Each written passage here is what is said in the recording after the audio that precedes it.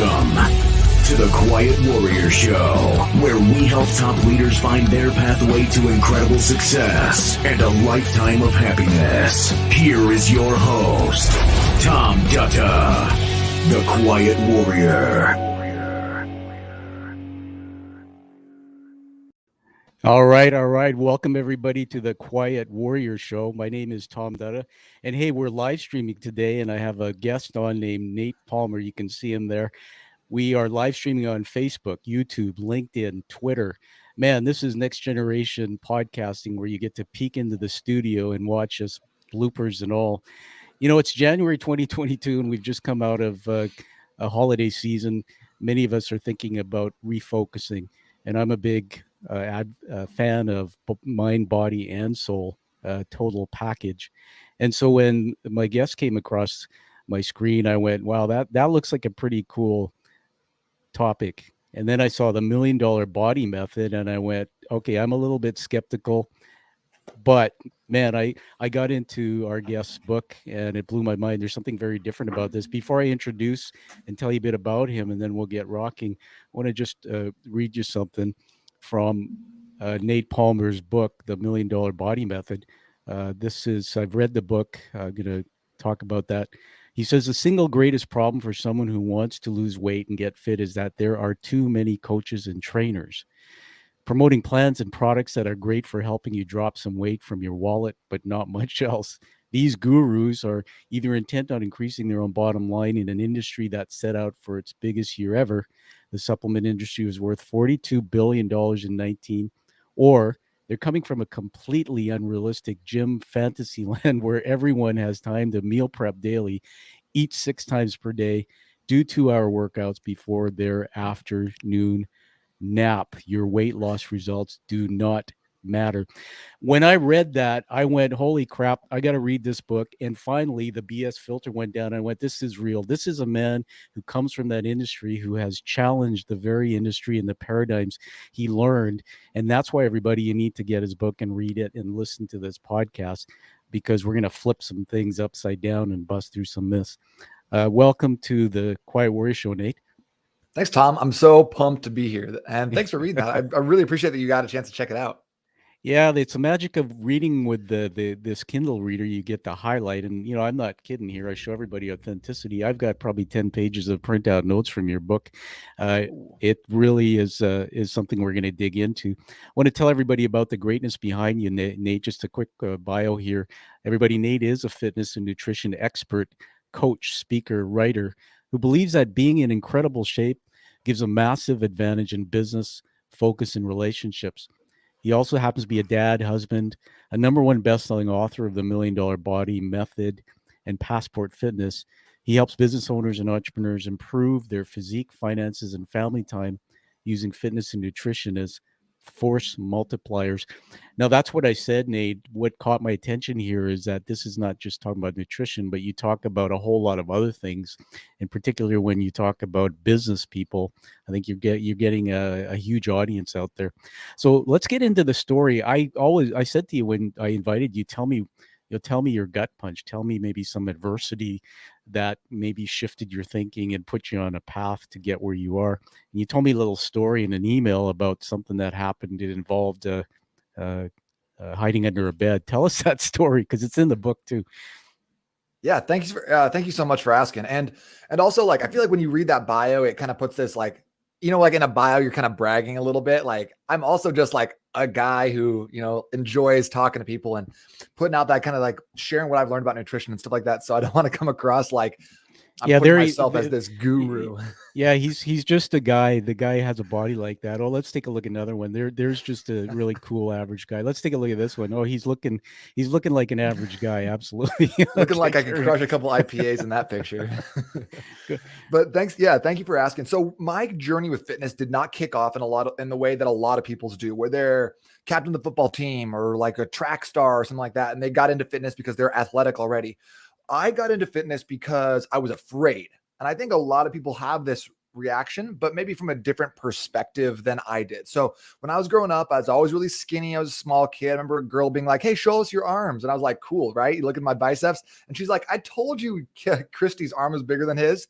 And I was like, "Oh, I'll just go kill myself because I'm 11 and that's the worst thing I've ever heard. So like fast forward to like a couple of years, I think I'm in 8th grade. My mom had just taken my 2 sisters who are younger than me to school, and I'm at home by myself, kind of getting ready, waiting for the bus.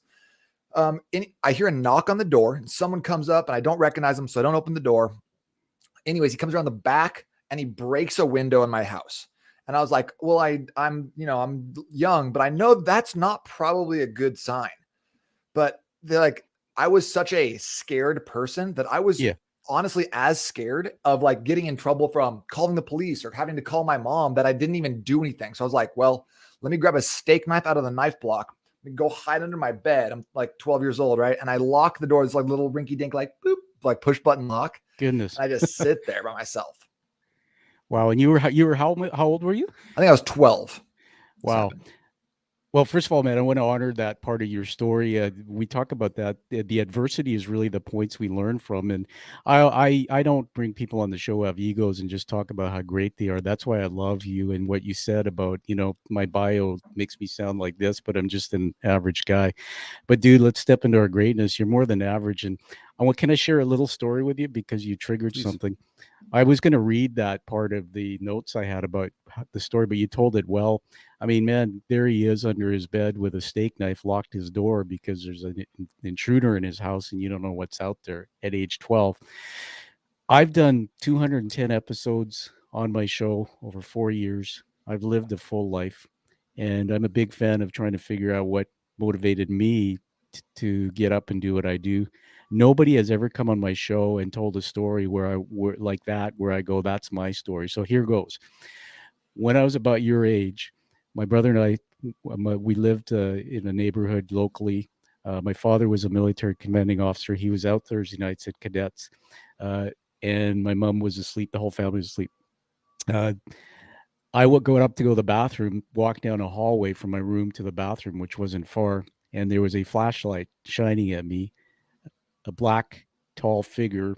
I swear there was a mask or a cap on, and a shiny object, which was a switchblade. And I freaked out. I didn't go to the bathroom. I ran to my room, and I didn't hid under the covers. I didn't tell anybody probably for a year. In fact, I had nightmares. What had happened is that somebody had come into the house through the back and waited till we all went to sleep. They hid in the backyard. They came in and they slashed every carpet, every piece of furniture with the switchblade, destroyed our entire living room.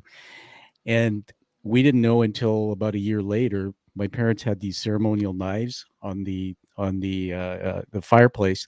These are Gurkha knives from the Gurkha tribes, where they used to use them to do ceremonies to kill an animal. They had removed one of the small knives and put their switchblade in that spot.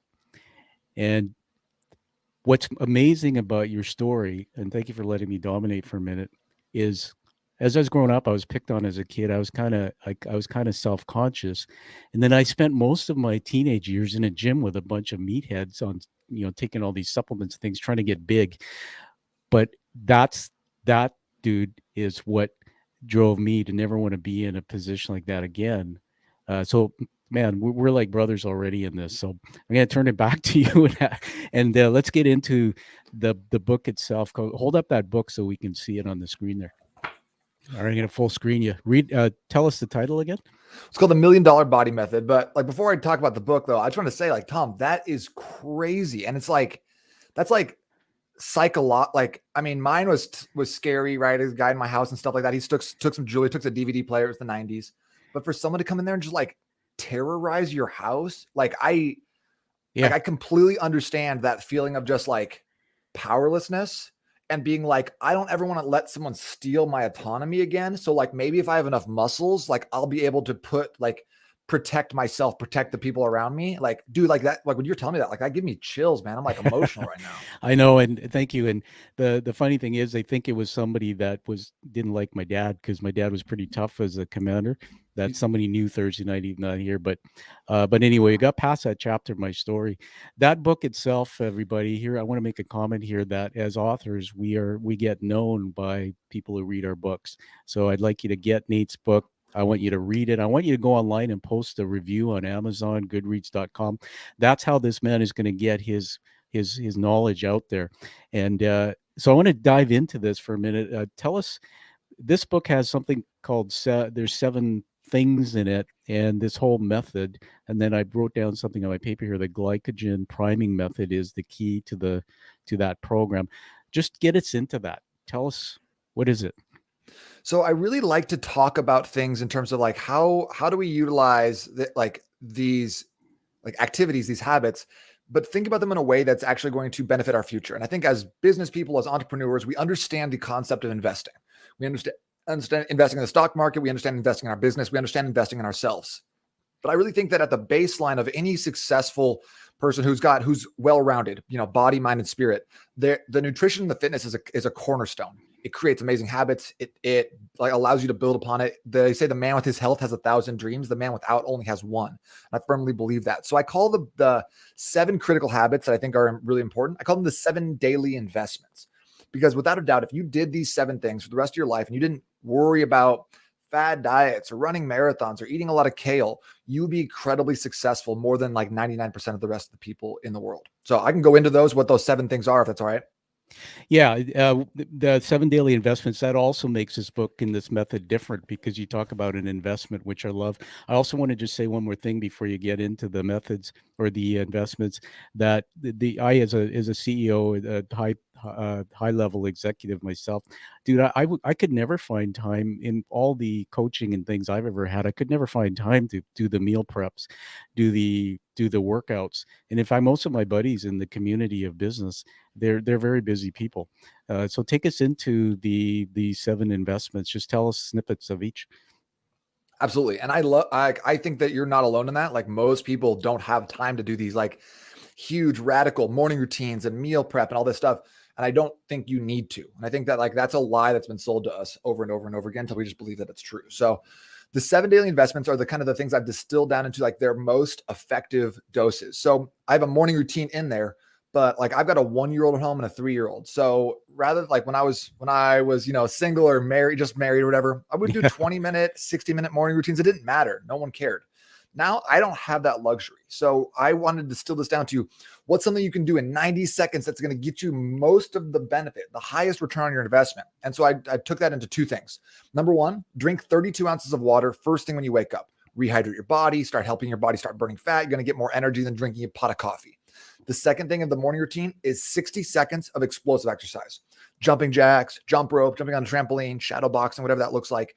But getting your body moving is going to start getting you active and shift you from that kind of that sleepy like zone we're in when we wake up to what's called sympathetic nervous system dominance, which means that you're in that, I don't like to say fight or flight because there's like not very many cheetahs chasing us on a regular basis, but like shake and bake, you're like ready to go. You're ready to get after it for the day. And this is in the first 30 minutes from what I recall.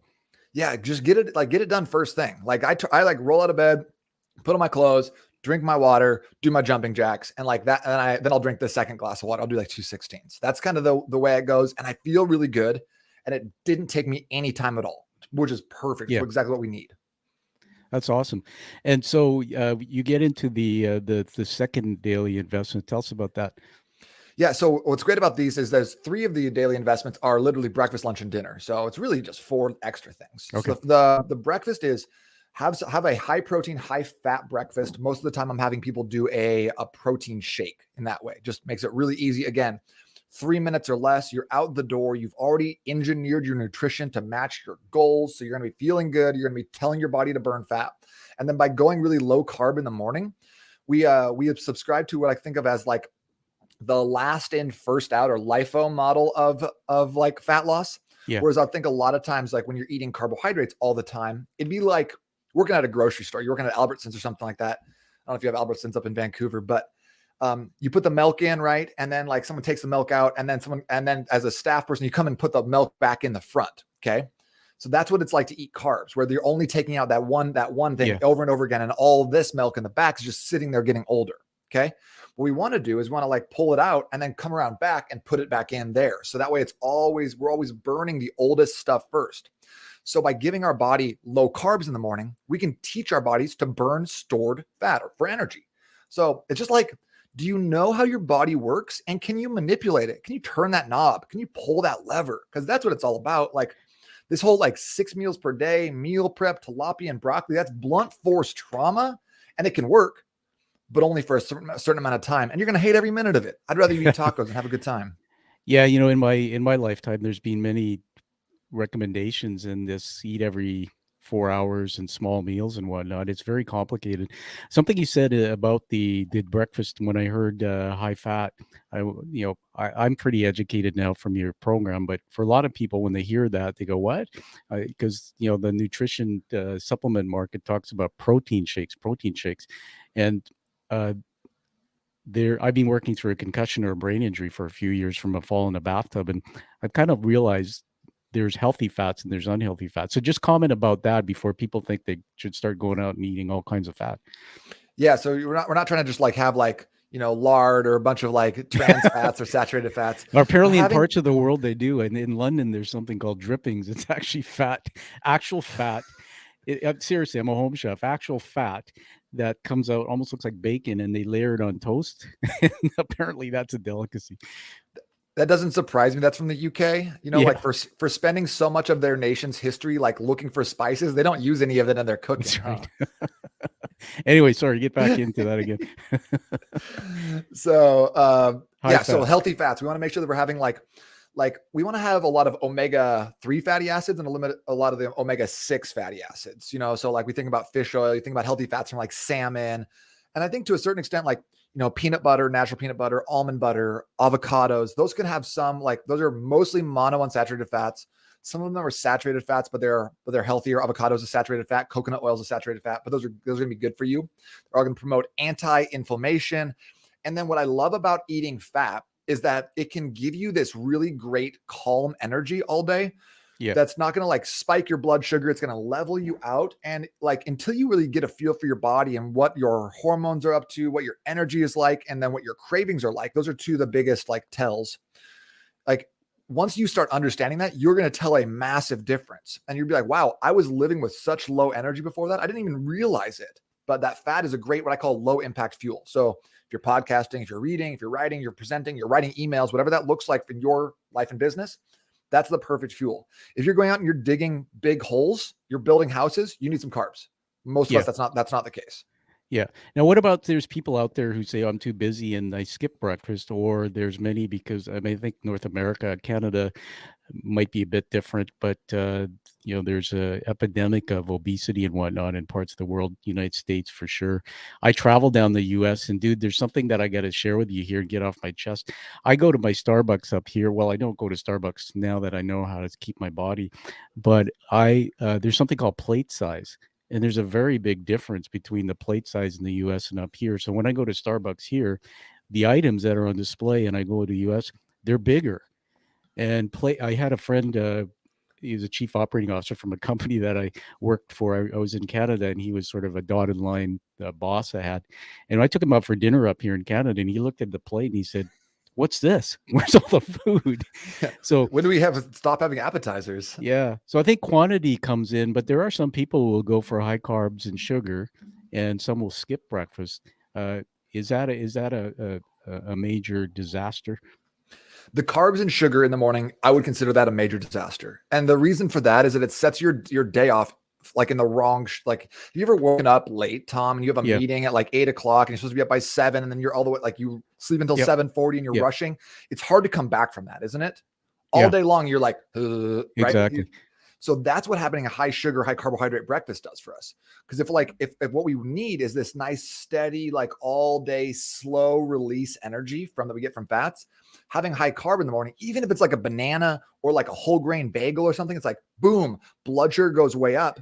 And then a lot of times our blood sugar goes up, and then our insulin goes up to meet it, but we go a little beyond what we need. So then the blood sugar goes down, the insulin's taking care of it, but we still have this insulin just hanging out in our system.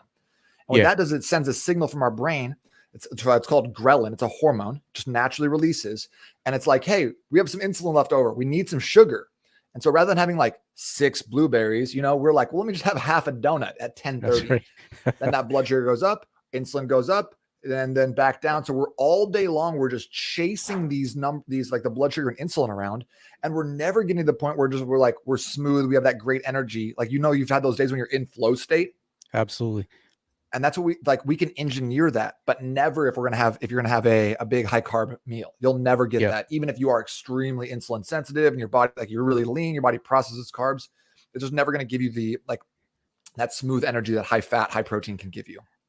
Yeah, there was a part in the book, I can't remember which page in my notes here, but you don't have to go into the detail. People can get the book, but you talked about, there was a list of diseases or ailments, and it talked about, you just said it, something about insulin Resistance, resistance, and one of the items on the list there, PCOS, and I know someone who deals with that. So there's reasons to get this book and take a look, because I think what you're doing is you're giving us some preventive uh, strategies in here, because I believe that all disease happens after the diet. It's what we put into our bodies and how we live our lifestyle. Let's look at something here. When I just had a thought here, my brain's going on a journey. There's Nate watching his energy going up. He's amazed. Look at that. Nate, hold that book up again and tell us the title. $1 Million Body Method, the entrepreneur's diet for superhuman focus and rapid fat loss. We're here today with Nate Palmer, the author of this #1 best-selling book, The $1 Million Body Method.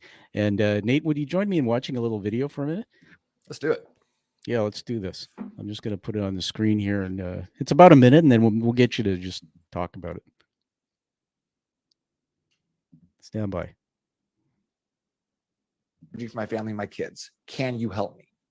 And I said, okay, let's start off with a simple framework that's going to allow you to get the results that you want at home with your family. And then we'll start building on top of this to get better results physically. We'll add in training, etc.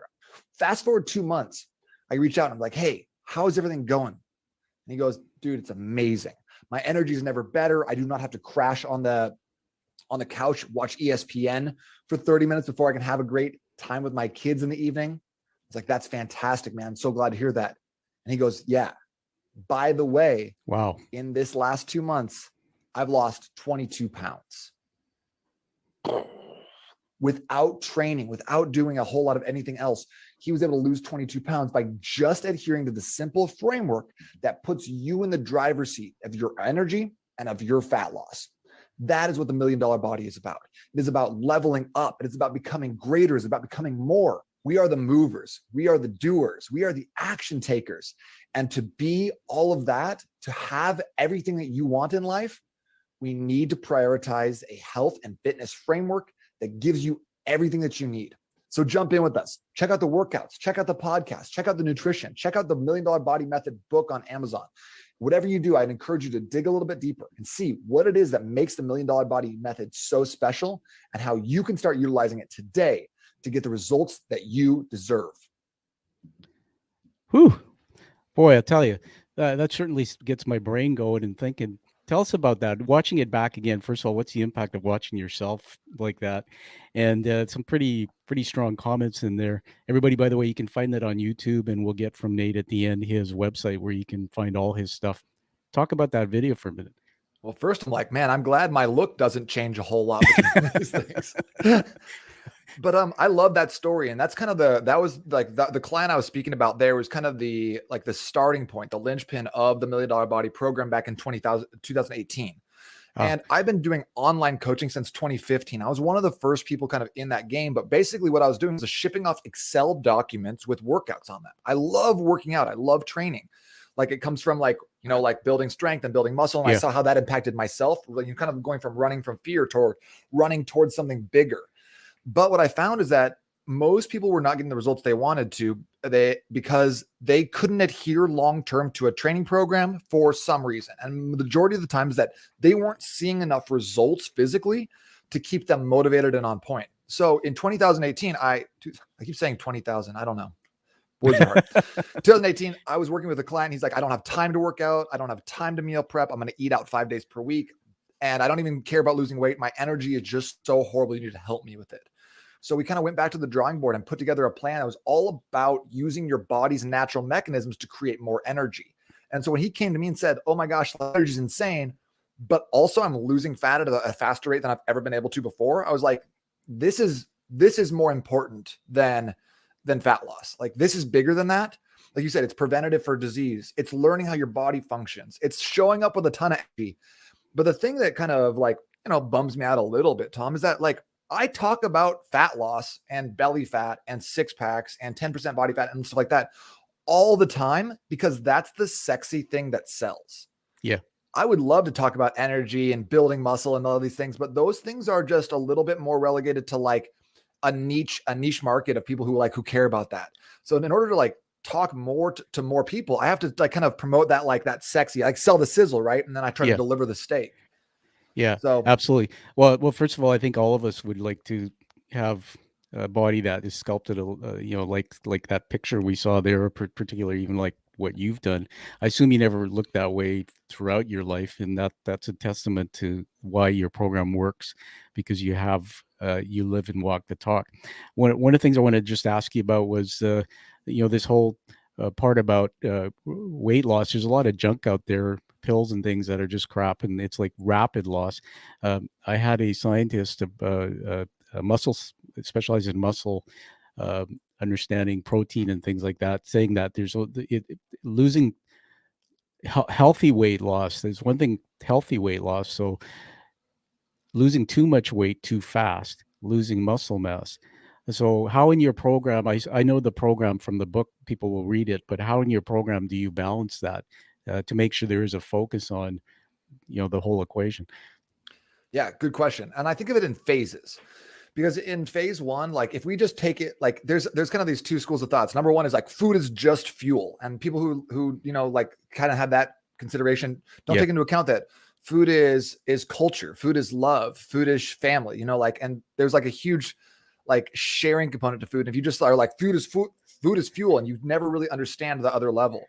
And then on the other side, you have people who are like, oh yeah, like you just need to like you do it super sustainably and super slow. But what ends up happening is that like people lose interest and get unmotivated. So I think there's a happy medium. And I think of that as phase one. Okay. So if you're just starting something out, I want you to see a big win. I want you to get a victory here. So like in the first month, the first 4 weeks, when people are working with me, I have something that's a little bit more strict, so we've seen people lose from 8 pounds in a month. I saw someone lose 22 pounds in a single month. He was on the heavier side, but still that was incredible progress. And it was amazing because he wasn't even working out that much. He was just following along with the nutrition. And I don't want him to lose 22 pounds every month. That would be detrimental. But the amount of excitement and motivation he had leaving that month carried him through the rest of the year. So his whole transformation, he lost like 80 pounds. It was incredible. But it started off with that spark, that feeling of like, I'm doing it. I'm being successful for the first time. Yeah, that's amazing. We're going to get into, I think, the fifth investment, the last final deposit, and in a minute. Everybody, we're talking to Nate Palmer, the author of the $1 Million Body Method, and I want to honor you first. Yeah, there's the book there. I want to honor you first of all, man. What I didn't realize, but if you heard Nate say a minute ago, everyone, that he does a lot of coaching online and sending out PDFs about exercise routines. That's how he sort of developed himself.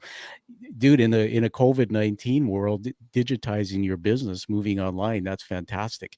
I did a TED Talk in 2020 after my injury, my concussion, and there's a fellow I just found him. I knew him, who I said, you got to train me for 3 months so I can get on stage, because I was really in bad shape.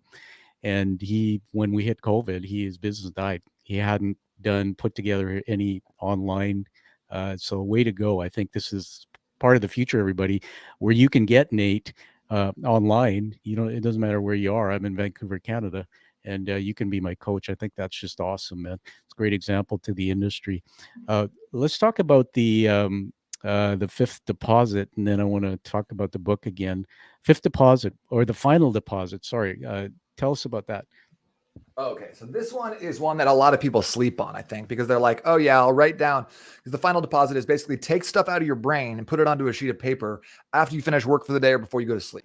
I think a lot of times we're like, yeah, sounds all well and good, but I think this one thing can help you clarify so much of what you're doing, and it enables you to have the energy for your family, for your tribe, after you finish out like your work day. So here's how I do mine. I call it the final deposit. And then on one side, I write down, what am I proud of for the day? What did I like? What did I do today that I think is important? Because as entrepreneurs, like leaders and stuff, we often like don't look at our successes, or we think we just poo-poo them. We're like, oh yeah, on to the next, on to the next. And then I take stuff like, what is the important thing that I need to do that's going to allow me to move the needle? And I call that win the day. Yeah. So I write those things down, and then I shut everything down. I unplug my computer and I'm done for the day. And that has been such an important thing for me, especially as my kids are getting a little bit older, because I can be on my phone all the time being like, oh yeah, honey, I'm just checking Instagram messages one more time. Oh, I just know how to respond to this email. And that's not how I want my daughter to grow up, thinking that my cell phone is more important than her. So this final deposit, so great for clarifying my thoughts on what I need to do tomorrow to be very successful. And also just like leveling the playing field and allowing me to shut off and shut down, which is critical for us as entrepreneurs and leaders. Yeah, I like that. And there's more than that in the book, everybody. The fifth investment, final deposit. I'm a big advocate of that, man. Especially knowing a lot of leaders in business, they talk the talk, but they don't, to-do lists you talk about on the job. But this first hour of the day or last hour of the day, almost everybody I know who's become healthy and successful have some type of a routine. And when I want to come back to my injury, I fell in a bathtub and had a brain injury, and it's 3 years now. I'm still recovering. I've got broken double vision and eye issues that I'm still working on, and I'm in an advanced program at a neuroplasticity clinic. I had to literally reteach myself to think and speed up my brain, and slipped into depression pretty quickly, and had my first suicidal thoughts. That's what I talked about in the talk I did. But they sent me to cognitive behavioral therapy for a year, and I don't want to get deep into this, but I started learning about neuromodulators, these words, dopamine and serotonin and norepinephrine, which I'd heard before. But when I started connecting all the dots, I started realizing, and what you said blew my mind, it's so good, that this is a total picture. So, for example, I'm in a high-stress job as a business leader, and the board's not happy. I'm traveling. I'm away from my family and my kids.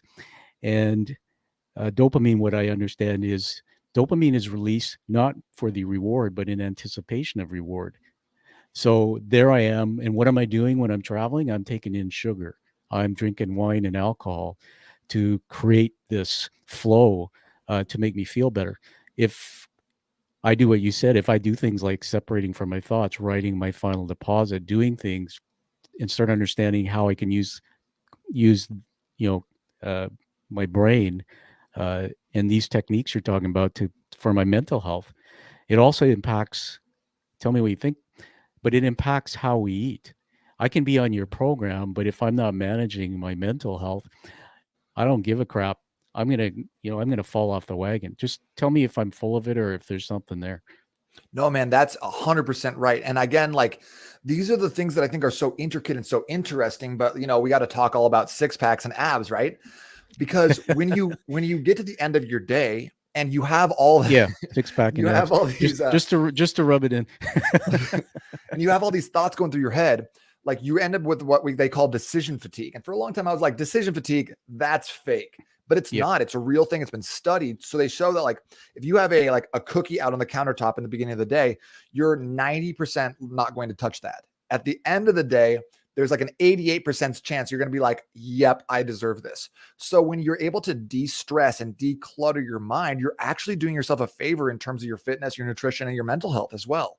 Because if you're cluttered, if you're frustrated, it's so easy for us to reach for something comforting. And for most of us, that can be alcohol and that can be food. And that's those are the two most abused drugs in the US at least. So I'm sure it's probably the same across Canada as well. But it's so easy for us to be like, I'm frustrated, I'm stressed. And without even realizing it, we're in the fridge compromising our values again, until the point where you're like, it's 9 p.m. and you're like, sure, I'll eat the heel of this bread and an old piece of cheese. And you're just so far down that road that there's no coming back because you've never had a clarity of mind to be able to take that deep breath and realize that it's all good. You're fine. Everything's going well. You just needed a little bit more clarity.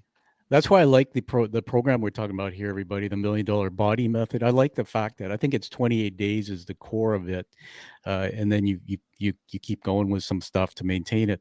But I like the whole body, mind, soul, the whole package that here he is, Nate, talking about not just physical, but the mental health side, all of that. There's one other piece that I want to talk about. Before that, let's talk about the book for a minute. So one more time, hold that up for us. We're sure giving you a commercial on that. There it is, everybody. You want to get it, you want to read it, please do a review on it. Review means read it and go to Amazon or goodreads.com and post a review where you find the book. It's easy to do. That helps his work get known. I've got something I want to share with you here. Just stand by. All right, we're going to put it up on the screen. So there you have it, your international Canadian 5-star review. I posted this January 1st on Amazon, and people can read it. I'll leave it in the show here, and they can go onto Amazon. But I titled this, Boom, He Challenges His Profession. And then I went through and I commented, this book blew my mind, Nate. So it's such a great book. And let's, I guess it's probably worth some fireworks. Oh, yeah. All right, let's take that. Tom, thank you so much. That means a lot. Honest, like I know you've said that a couple of times, but like really, as an independent author, like getting a review on that book is like is fantastic. Awesome, man. Thank you. Awesome, man. There it is. There's proof. The proof of the pudding on the Amazon. Everybody, if you're listening to the podcast, we're showing images on Amazon and online. Please go to my YouTube channel, subscribe to it, where you can watch the video production, which will come out. You'll see everything, the crazy things we're doing. All right, man. So excited for you about that.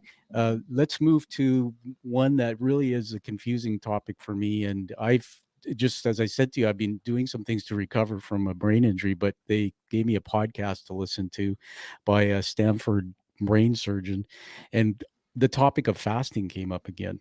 And in your book, you talk about 24-hour fasting. So I like that whole concept, but I think it's misunderstood. So tell us, if we were to do that, what's the best way to do it and why?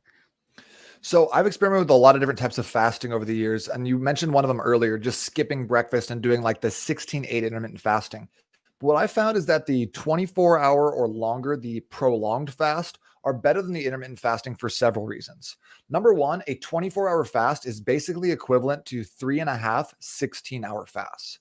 Number two, I found that with the 16-hour fast, when you eat lunch, that ends up being a larger than average meal for the day. So what we end up doing is you end up having a bigger meal then, which will raise your blood sugar levels and keep your energy low for the afternoon. So when you're trying to cross stuff off your to-do list, check those boxes, you can put like 2 hours worth of work into 4 hours. And instead we want to do the opposite. We want to have so much focus and so much energy that we're doing 4 hours of work in 2 hours so you can get home and do the things that really matter to you. So for that reason, I love the 24-hour fast, like just kind of outside of all those other things. The second reason the 24-hour fast is incredible is because it gives you this like insurance policy, this safety net. So if you do have a couple of glasses of wine here or there, if you are going to eat a little dessert on a night, like once or twice, it's not going to impact you the way that it would if you're eating every single day. So it gives you that little bit of flexibility so that you don't have to like say, no pizza ever again. I'll never eat tacos. I'm never having beer. Like, cause those things are really limiting. And I think that when you say like, hey, you can't have something, like, what do we want to do? You know, if you're like me, it's like, I'm gonna double down. I'm gonna have 10 of those things. You said I can't, I'm having more now. Yeah, that's amazing. So, sorry, just my simple mind, and I do cognitively sometimes get lost in my thoughts right now. But when I hear 24 hours, that always tripped me up. So you explain it very well in the book. When I first started hearing that, I started freaking out, going like, I'm not eating for 24 hours, and it was like 3 meals and 2 days. But just spell it out again. So right now, I'm waking up and it's breakfast. What's going to happen today with my meals? So basically how I would do it, like the simplest way to do this is eat breakfast, lunch, and then have a really healthy, nutrient dense dinner tonight. From there, don't eat breakfast or lunch tomorrow and have a healthy, nutrient dense dinner tomorrow. So you're spending 24 hours in a fasted state, but you're not going 2 sleeps without eating. Gotcha. Now, there's nothing wrong with that. I love pushing people into a 36 or a 48-hour fast. I think it's really challenging mentally. It's fantastic physically. It's great for fat loss. But to start off, just do the 24 And then you can Okay. always Yeah. go from there. But I think that there's something very powerful for two reasons. Number one, you're doing an esteemable action. You're saying, I'm going to do this thing, and then you're accomplishing it. You can pat yourself on the back and your self-confidence is going to grow. So when someone's like, hey, can you do this thing? You're like, yeah, I can handle that. I'm good, you know, and that gives you that ability. The second thing is that like when you go through that process and you get those hunger pangs and you start being like, you can kind of separate yourself from it. And you're like, you know what? I am stronger than these cravings. Yeah. Like I'm able to separate myself from like my feelings and my emotions around food. And it builds this mental strength and fortitude that is remarkably different than what the culture preaches of eat 6 times per day. No, you can have snacks during meals. So like that way, when I'm like, hey, don't snack, you're like, yeah, why would I? I'm good. And I think that is an incredible mental transformation outside of the physical stuff that happens as well. Yeah, that's great advice. Also, I think about diabetes. My dad passed away a few years ago.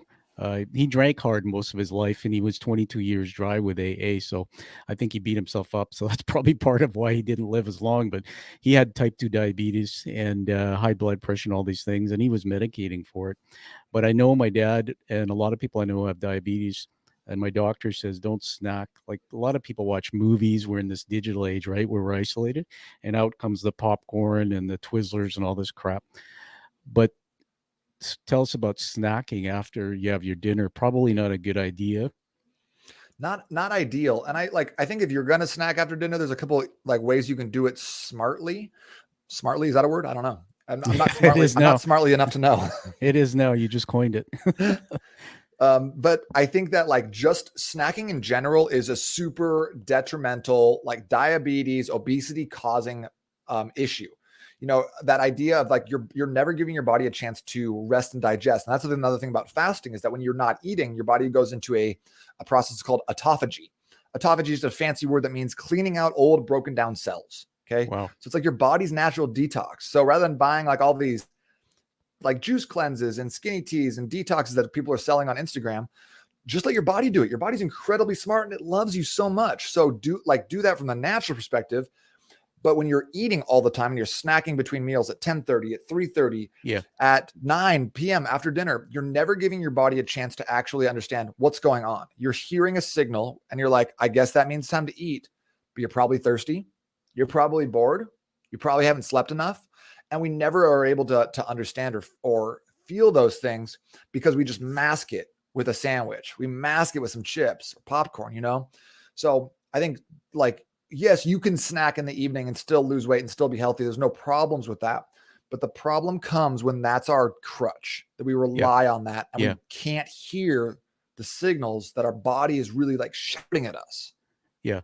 There's a whole nother element that's coming with COVID. A lot of people are forced to work at home. We won't have time to get into that here, but I think everybody from the early part of the interview, if you go back, it's a teaching moment about how Nate's program has you start your day. My wife has a home office. She works for one of the banks up here, and she basically went from standing and being a manager in the bank to sitting all day with a headset. It's like a call center. So I bought her one of those rising desks. But one of the biggest fears is, and I can see that this whole shift in our lifestyles of not being as active is having an impact. So, I think your program and getting on something like this, that's going to give us some hope and it's going to give us a path forward. I want to make a bold commitment here and actually publicly ask you to hold me accountable. I have about 4 weeks to finish with my brain therapy program I was telling you about. We can talk offline about that if you're interested. But I would want to do this program. And so we can, from afar, I've got the book, I've read it. So I'm going to put a stake in the ground and commit to you that I want to do the 28 days. I'll tell you when we're going to start. You can use me as a guinea pig, video me, whatever you want. And we'll get back together again once that's finished, man. And because I know with what I'm trying to do, getting my health back to 100%, I need that. Let's do it. I love you planting the stake. That public accountability is clutch too, because now everyone just heard you say that, so you can't not do it. So I guess that means I have to release this interview too. Well, wait a minute. Are my connections going? Can you hear me? Am I coming through? Yeah. Yeah, exactly. All right, as we go to wrap up, I've got one more surprise for you. But before we do that, hold up the book again and tell everybody if they want to get on this program, connect with you. How do they do that? So if you're looking to check out the book, it's on Amazon. You can check that out. Just type in $1 Million Body Method. You can get the ebook on there or hardcover if you're interested. If you want to connect with me further, then add me on Instagram at $1 Million Body Method, or you can they have a Facebook community called Lose the Gut, Eat More Tacos, Never Track Your Calories, the MDB Project. And you can go there by going to n8trainingsystems.com/group. We'll get you there. And then, yeah, shoot me an email if you want to. I'm around. I always love to connect. Hey, fantastic. We'll put it in the show notes as well. And so at this point in the show, those who follow me, you'll know that I honor you with 4 leadership words. I write these down on my notepad here. They're not scripted. So I'm going to read them out loud. The first one is Maven. In the book Outliers, a Maven is somebody, when you think about a topic, you say, who do I go to? Well, in terms of your body and getting where you need to be, this is the man. Number 2 is integrity. Again, it goes back to the book. You challenge yourself in your industry, and I love that. Number 3 is resilient, obviously, and number 4 is energy. I don't know. Are you always like this? I mean, I want that energy, man. Just watch his back, and it's like, okay, that's amazing to me. And the last thing is we're going to induct you with an award here. I don't know if you knew you were going to get this, but I'm just going to full screen me for a minute and hide you. So behind me there, Nate, is what's called a challenge coin. And you can see the front has a picture of kind of looks like a guy I know. And that's the Purpose Action Life, the show. The back is actually the hero's journey narrative fully illustrated, which is the thread. The thread in my show is we're all connected by stories. And as you probably heard up front, everybody, Nate told a story about something that happened to him in his early years. And I connected to that story. We're there. I had these hand painted and crafted. They're raised letters are beautiful. And you'll be receiving this. These are challenge coins that started in World War II, and they were used to commit community. And today they're used around the world. First responders, AA, every organization that has these connects people together. There's only less than 50 a year that go out in a planet of 88 billion people. And really, I only give these out to people who come and are real, tell their authentic story, but they're doing something with their adversity and their learning to help people in their lives. And last, by receiving it, you commit to continuing with your purpose, continue to take that action and create the life you deserve, but also help people do the same. So welcome to the Quiet Warrior Tribe. We're across 17 countries now. Thank you so much. I really appreciate that. You have blown my mind today, Tom. Yeah, there it is. There it is. Yeah. We gotta have some fireworks. You gotta have some fireworks. Yeah, just make sure you keep that mind healthy, man. We need you. So on that note, I'm gonna just let you have the last word, and then we're gonna wrap this up. Cool. So if I get a chance to talk, I love hearing my own voice. So it's perfect. Thank you. But the thing that I would like, if anyone's listening right now that is kind of on the edge, like, well, I could, I'm thinking about it. I'm trying to jump in. Here's the encouragement that I would have for you is that the amazing thing about starting a business, doing a side hustle, or working on your fitness and your health is that there's no talent required, and your victory, the chance of you winning at this is 100%. Your victory is guaranteed. You cannot lose at this. You cannot lose. The only way to lose is to quit. So you have 15 pizzas one night. If you drink 13 bottles of wine, it does not matter. Just take the next step, because you can't lose if you don't quit. So if you're thinking about it, if you failed in the past before, if you don't feel like, there's nothing that really works for me and my body, it doesn't matter. Take that next step, because you got this. You got this. And it's not just like be good to have, lose some weight or have a six pack, whatever else, but you owe it to yourself to show up big time for the people around you that really matter. Your family, your kids, your partner, the tribe of people that you're leading in your business. Everyone else is going to be so impacted by your evolution and your up leveling. So do this, not just for yourself, but for the people around you, the people that you love and that you want to take care of, because the way, when you continue to grow and build, you become the standard. You set the standard for those people around you, and you cannot lose at this if you don't stop. Wow, that is a motivational clip it itself.